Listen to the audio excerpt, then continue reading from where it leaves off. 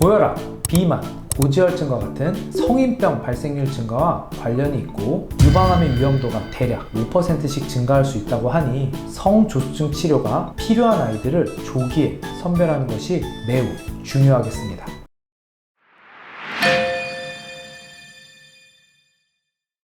안녕하세요. 소아내분비 전문의 노정기입니다. 지난 영상을 통해 성조숙증이란 어떠한 질환인지 설명드렸고 진단 과정 및 GnRH 아고니스트란 물질을 통해 치료가 이루어진다는 것도 함께 말씀드렸습니다. 중추성 성조숙증으로 확진되는 경우 질병에 대한 치료라는 차원으로 주사 치료가 시작되어야 함에도 불구하고 호르몬 치료에 대한 불안감으로 치료 시작을 고민하시는 부모님들을 진료실에서 종종 만나 뵙게 되는데요. 저도 아이를 키우는 부모로서 치료를 고민하시는 그 심정 너무나도 잘 공감이 됩니다. 하지만 저는 소아내분비 전문의이기 때문에 치료가 필요한 아이들에게 치료의 당위성에 대해서 설명할 의무가 있고 그 일환으로 성조숙증 아이를 치료하지 않을 경우에 발생할 수 있는 문제점에 대해서도 반드시 말씀드려야 할 필요가 있다고 생각해서 이번 영상을 준비해 보았습니다. 만약 중추성 성조숙증으로 진단된 아이들이 치료를 받지 않는 경우 시간이 흘러 성인이 되었을 때 어떠한 문제가 발생할 수 있을까요? 지금부터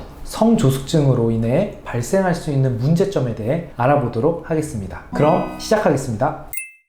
성조숙증을 치료하지 않는 경우 크게 세 가지 문제가 발생할 수 있는데요. 첫 번째, 최종 성인 키가 작아집니다. 성조숙증으로 인한 키 손실의 원리는 키가 클 수 있는 물리적인 시간이 일반 아이들에 비해 줄어들어 이로 인해 최종 성인 키에 도달했을 시 원래 본인이 유전적으로 클 수 있었던 키에 비해 한참 미치지 못하게 되는 것입니다. 제가 준비한 성장 도표의 파란색 굵은 선처럼 빨리 크지만 일찍 성장이 멈추게 되는 것이죠. 소아내분비 교과서에 따르면 중추성 성조숙증을 치료하지 않는 경우 발생하는 최종 키의 손실은 여아와 남아 각각 12, 20cm입니다. 이러한 사실은 키라는 측면에서만 본다고 해도 조기에 성조숙증을 발견하고 또 치료해야 하는 매우 중요한 근거가 되겠습니다. 두 번째는 많은 보호자분들께서 걱정하시는 내용으로 여자의 경우 초경이 빨라질 수 있습니다. 이로 인해 심리적 불안감, 고립감과 같은 다양한 정서적인 문제가 발생할 수 있습니다.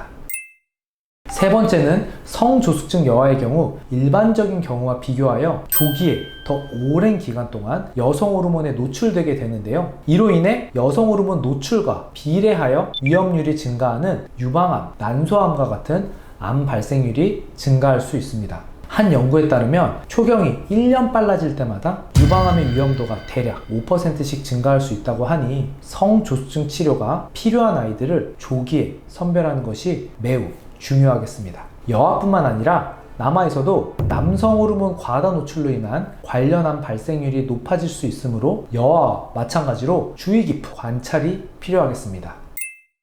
이 외에도 성조숙증은 고혈압, 비만, 고지혈증과 같은 성인병 발생률 증가와 관련이 있고 반사회적 행동 증가와 우울감 증가로 인한 학업 성취도 저하도 함께 나타날 수 있습니다.